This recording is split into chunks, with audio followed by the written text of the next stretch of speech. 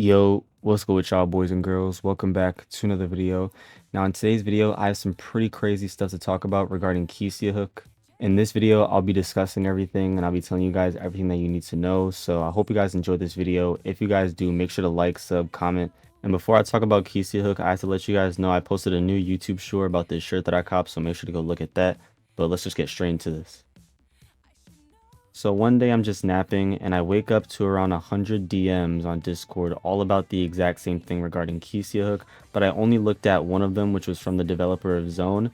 If you guys didn't know, Zone was an older like overkill script that we showcased made by the people of RCR. So I look at this DM from the owner or developer of Zone and he's talking about how Kiciahook has a logger. The specific logger that we're talking about here is one where it logs your keycaps and the things that you copy and paste. Meaning, for example, if you were copying and pasting a sensitive password or any sensitive information of yours, Kiciahook would pretty much log that and send it back to their own domain. So yeah, this sounds crazy, but let's actually look at the proof that we have for all this and let's look at it piece by piece. So it starts off with the developer of Zone DMing me, telling me that there's a keylogger and an IP logger along with the source code being leaked for Kiciahook. Now, if you guys didn't know, most, if not all, major scripts on Roblox have something called an obfuscator. This is something that is meant to pretty much hide the code for the script, for example, the source code, so that somebody with enough knowledge can't just quote unquote crack the script or whatever to get the source code. It's pretty simple. But the obfuscator that these major scripts were using, like Kiciahook, UE, and many other scripts, had its own vulnerability where anybody with enough knowledge can pretty much crack any script that was used with Lua. Now, my bad if I explain that poorly. If anybody with enough knowledge wants to correct me in the comments, make sure to do so without being rude. But long story short, that's exactly what happened, and that's how all these scripts got their source codes leaked, including Kiciahook. The developer of Zone explained to me that whenever you had Kiciahook executed, it would log your keys and everything that you copied and pasted, including your copy and paste history if you had that enabled.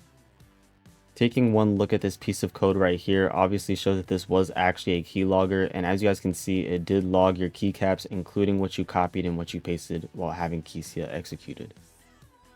And what makes this even worse for Kicia was that they started to try and hide it by banning the word keylogging in their Discord server, and also banning members who had spammed the chat with that specific piece of code that showed it was an actual keylogger. I actually was able to get my own recording of the Kiciahook general chat at the same time this was all happening, and as you guys can see, everybody was spam posting the exact same message in general chat asking Kicia, what the fuck is this, bro? Like, this is a keylogger. Why is there a keylogger in Kicia? Like, you're pretty much exposed at this point. I was actually sent a recording from one of these people who was spamming those messages in the general chat of Kiciahook, and in the very last split second of the video, you can actually see that they get banned from the Kiciahook server because the server completely disappears from their screen and it's not on their server list anymore.